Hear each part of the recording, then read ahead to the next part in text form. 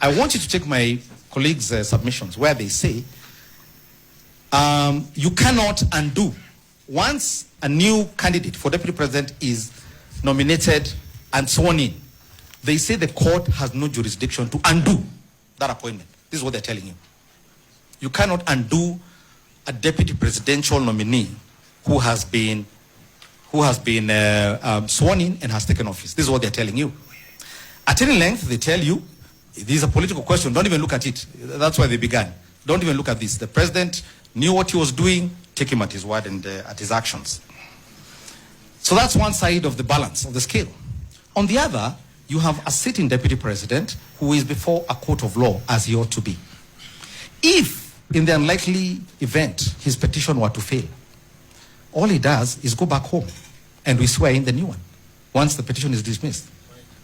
But conversely, if you swear in a new deputy president, you kick in motion a whole series of events, including a president, a deputy president, who is now exercising constitutional mandate, who is chairing cabinet committees, that may ultimately be found to have acted outside the Constitution of Kenya.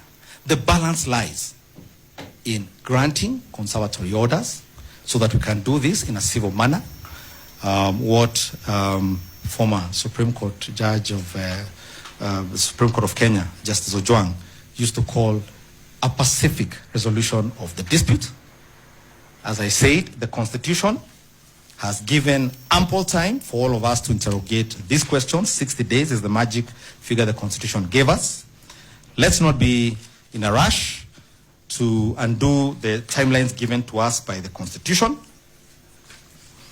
And finally, the decision of, I believe, Gachagua Munya, the question of the public funds that are expended, swearing in a new deputy president, getting him a whole fleet of cars and workers, and the trappings of power, and as is the custom, perhaps even doing the road to his village home, all these sort of things.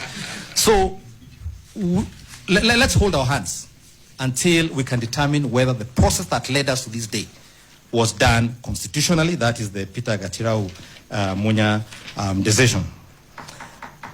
My lords and your ladyship, the decision you make in this matter will echo in eternity.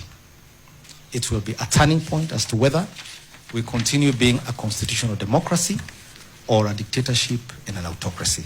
I beseech you, do not let us go down the path of autocracy and dictatorship.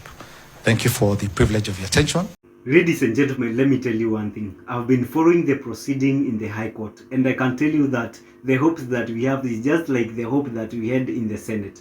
We used to think that the Senate has the wish brain, but anytime that I feel that Gachagua might succeed or he might be saved by the High Court, I tend even to think and now remember about the Senate, and I give up and